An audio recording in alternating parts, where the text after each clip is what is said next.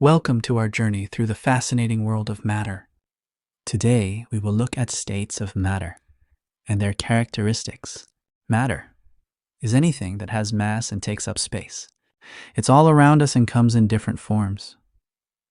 Today, we'll explore the three primary states of matter: solid, liquid, and gas, and see how substances can change from one state to another.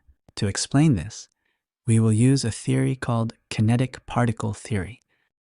It states that all matter is made of small particles that are in random motion and that have space between them. First up, we have solids.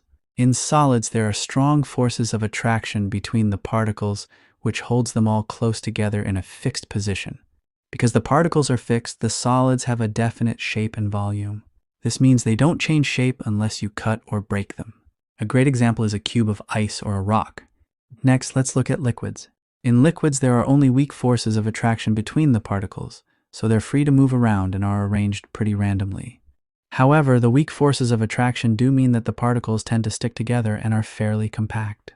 Unlike solids, liquids have a definite volume but no definite shape. They take the shape of their container. Think of water, juice, or oil.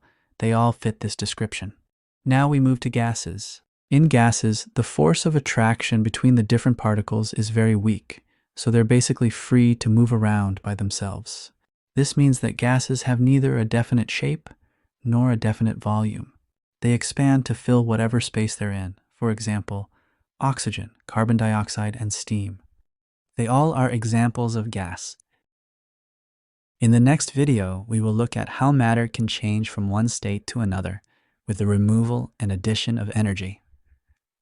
So stay tuned. See you next time.